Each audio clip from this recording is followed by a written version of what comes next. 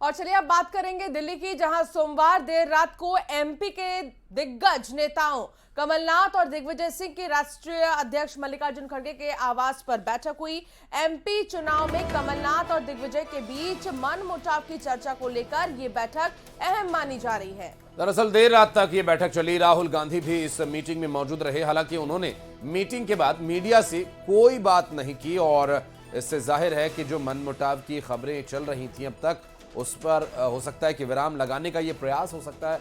अंशिका, चूंकि जिस तरह से अब तक बात सामने आई थी, वो कपड़े फाड़ वाली जो बात थी, उसके बाद से लगातार ये चर्चा थी कि कमलनाथ और दिग्विजय की जो तालमेल की एक संतुलित बातचीत होनी चाहिए, वो नहीं हो पा रही है। और इस वजह से यहाँ पर आलाकमान ने दोनों नेताओं को तलब किया और दोनों नेताओं के बीच बैठकर बातचीत कराई गई। देर रात तक ये मीटिंग चली और इस मीटिंग के बाद उम्मीद की जा रही है कि इस विधानसभा चुनाव में अब ये कपड़े फाड़ राजनीति की जो गुंजाइश थी उसे खत्म किया जा सकेगा। चूंकि चुनाव बिल्कुल सिर पर है, अब बस वोट कास्टिंग ही होनी है और प्रचार अब तक चल रहा है। अब राहुल गांधी भी मीटिंग में मौजूद रहकर कोशिश उन्होंने की कि किसी तरह से कमलनाथ और दिग्विजय सिंह के बीच संतुलन बनाया जा सके, जिससे कि जो एक गलत संदेश कार्यकर्ताओं में और विपक्षी दलों में जा रहा है उससे बचा जा सके।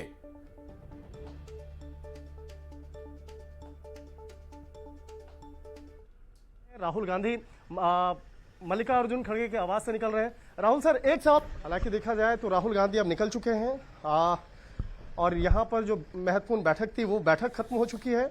और जिस तरह से देखा जाए कि कमलनाथ और दिग्विजय सिंह को लेकर काफ़ी चर्चाएं हो रही थी, जिस तरह से कयास लगाया जा रहा था कि क्या होगा, क्या उन दोनों के बीच में दोस्ती का जो एक रिश्ता जो है वो बनेगा या नहीं बनेगा। लेकिन जिस तरह से एक गतिरोध चल रहा है मध्य प्रदेश को लेकर, मध्य प्रदेश से जुड़े हुए तमाम बातों को लेकर चल रहा है और ख़ास तौर पर जिस तरह से कमलनाथ जो मध्य प्रदेश के पूर्व मुख्यमंत्री भी रहे हैं और दिग्विजय सिंह के बीच में एक बहुत अच्छा रिश्ता नहीं है, ऐसा कहा जा रहा है। और इस तरह की बातें जो सोशल मीडिया पे भी चल रही थी। हालांकि इस मामले को लेकर किस तरह से एक समाधान करना है, जिस तरह से इस मामले को लेकर बातचीत का एक मसौदा तैयार करना है, इस बात को लेकर मल्लिकार्जुन खड़गे जो हैं उनके आवास पर महत्वपूर्ण बैठक हुई और कहा जा सकता है कि इस मामले पर औपचारिक तौर पर स्टेटमेंट का भी इंतजार किया जा रहा है। वीडियो जर्नलिस्ट विपिन राय के साथ शंकर आनंद, न्यूज 18 दिल्ली।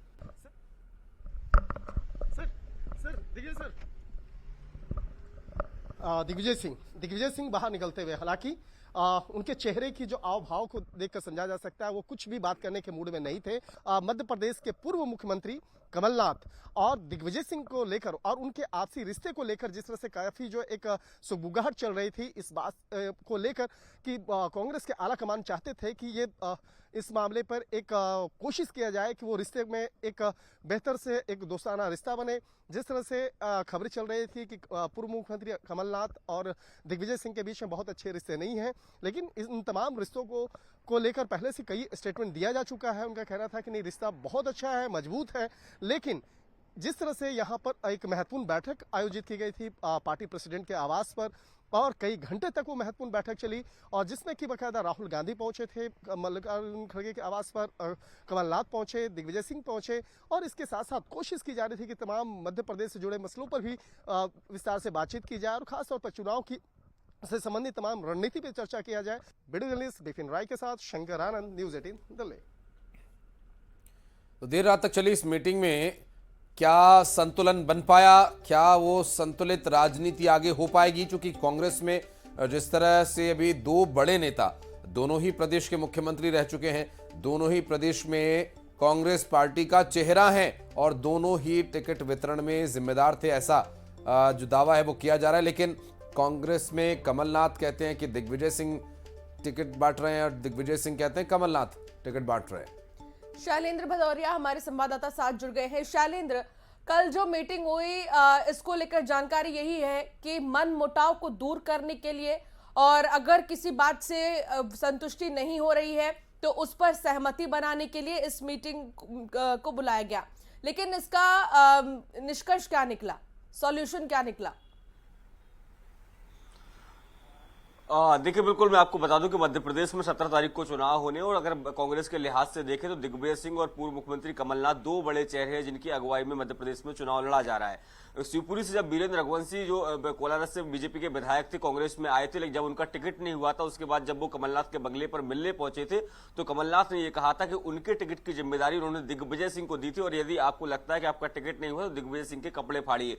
वहीं से इस पूरी पटकथा को लिखना शुरू हुआ था, और वहीं से तमाम ये कयास जो है वो मीडिया में लगाने लगे थे, सोशल मीडिया में लगाने लगे थे, और इसके अलावा विपक्ष जो है वो लगातार इस बात को लेकर हमलावर हो गया था कि दोनों पूर्व मुख्यमंत्रियों में कुछ अनबन चल रही, कुछ ठीक नहीं चल रहा है। हालांकि इसको लेकर खुद दिग्विजय सिंह सामने आए थे, उन्होंने कहा था कि हमारे बीच में कोई अनबन नहीं है, एक भ्रम जो है वो बीजेपी के द्वारा पैदा किया जा रहा है। लेकिन आला कमान ने इस मामले को संज्ञान में लिया, और खुद राष्ट्रीय अध्यक्ष मल्लिकार्जुन खड़गे और राहुल गांधी ने इन दोनों लोगों को दिल्ली तलब किया था। देर रात तक, लंबे समय तक इन दोनों लोगों से बातचीत हुई है, और निश्चित मानिए कि कहीं ना कहीं इस बात के निर्देश या ताकीद इनको दी गई होगी कि मध्य प्रदेश में सबको एक साथ मिलकर चुनाव लड़ना है और विजय पानी है, क्योंकि अगर मध्य प्रदेश में जीत चाहिए तो आपको दोनों लोगों को साथ रहना ही पड़ेगा। अब लेकिन महत्वपूर्ण बात यह है कि उनके निर्देशों का कितना पालन जो है वो जमीन पर होगा, ये बहुत देखने वाली बात होगी। आज कमलनाथ वापस भोपाल लौटेंगे, कई नेताओं से वो मुलाकात भी करेंगे, कुछ दौरों पर भी रहेंगे। दिग्विजय सिंह भी आज रात तक भोपाल पहुंचेंगे, तब उसके बाद जो आगे की जब चीजें दिखाई देंगी,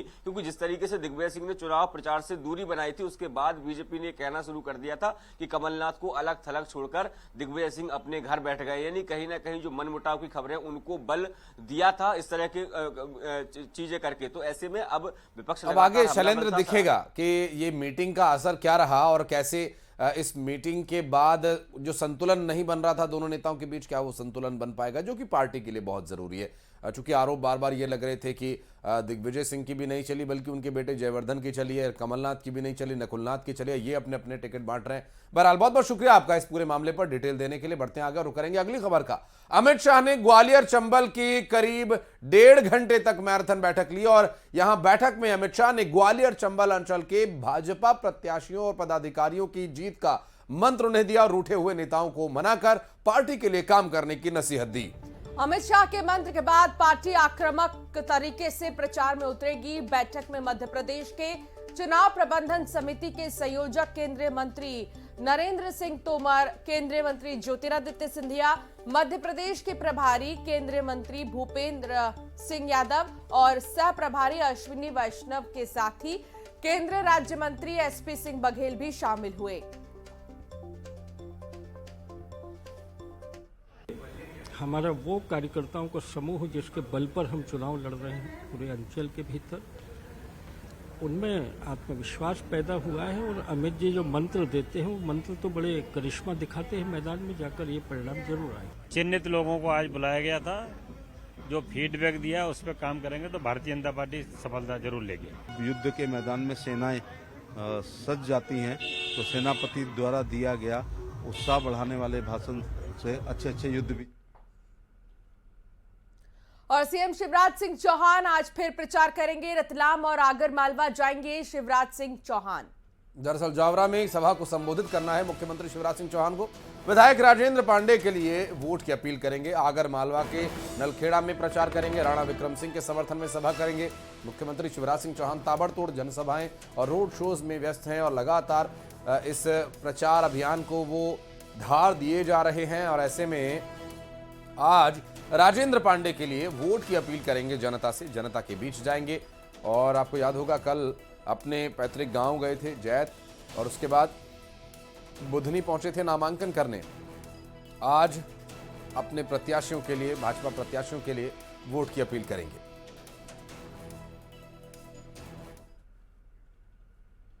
और सीएम शिवराज सिंह चौहान ने बुधनी से अपना नॉमिनेशन दाखिल कर दिया है। शिवराज सिंह चौहान ने कहा कि अब बुधनी की जनता संभालेगी, जबकि उनकी पत्नी ने ऐतिहासिक जीत दर्ज किए जाने का दावा किया है।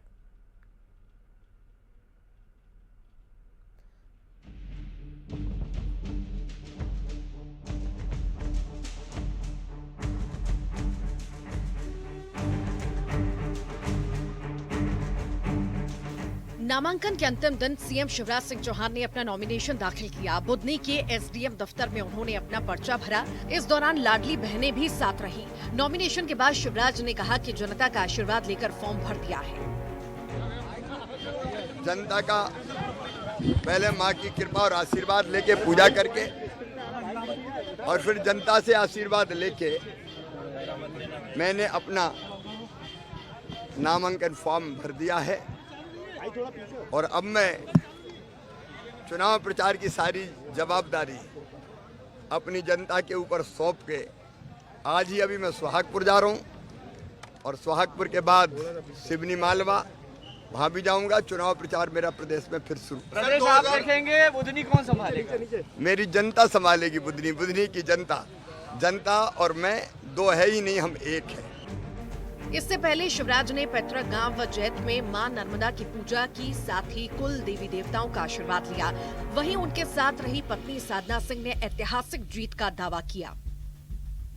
हमने यहाँ पर एक परिवार का रिश्ता जोड़ा है और ये बुधनी हमारा परिवार है, तो यहाँ की जवाबदारी परिवार की होगी ना। इसलिए साहब जो प्रत्याशी है उन्होंने कहा है कि मैं 229 विधानसभा में प्रचार करूंगा और बुधनी का प्रचार मेरे पूरी परिवार करेंगे और यहाँ ऐतिहासिक जीत होगी बुधनी में। कितने वोटों से जीतेंगे इस बार? लगता लाख के पार जाएगी। ऐतिहासिक होगी, मध्य प्रदेश में नंबर 1 रहेगा।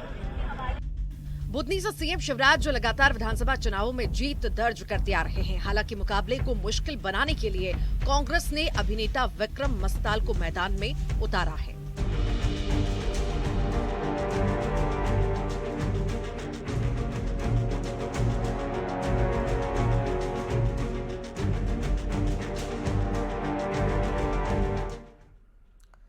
चुनावी रण में जुटे सीएम शिवराज ने कांग्रेस और इंडी गठबंधन पर निशाना साधा। सीएम ने कहा कि एक दिल के टुकड़े 1000 हुए हैं। कोई इधर गिरा कोई उधर गिरा, सपा बसपा आम आदमी पार्टी कांग्रेस कमलनाथ गुट, दिग्विजय गुट, भगवान जाने कितने गुट हैं। एमपी कांग्रेस पर भी कमलनाथ और दिग्विजय सिंह का कहना है कि बीजेपी एक गुट है और एकजुट है। ये टुकड़े 1000 हुए, कोई इधर गिरा कोई उधर गिरा। सपा, आप, कांग्रेस में भी दिग्गी गुट, सेठ कमलनाथ गुट और एक और निर्गुट। अब ये कितने गुट हैं ये तो भगवान जाने। और भोपाल की 7 सीटों पर उम्मीदवारों की भरमार। दरअसल आखिरी दिन 121 उम्मीदवारों ने अपना अपना नामांकन दर्ज कराया। सबसे ज्यादा उत्तर विधानसभा सीट पर 22 नामांकन, वैरसिया सीट पर 17, नरेला में 14 और दक्षिण पश्चिम में 16। तो भोपाल की 7 सीटों पर उम्मीदवारों ने पर्चा भरा है और इसके साथ ही लगातार नॉमिनेशन का सिलसिला हम देख रहे हैं। बीते दिन भी कई उम्मीदवार ऐसे हैं, 121 उम्मीदवारों ने नामांकन दाखिल किया। आखिरी दिन 121 उम्मीदवारों ने नामांकन दाखिल किया और सबसे ज्यादा 22 नामांकन बताया जा रहा है बैरसिया में देखने को मिला।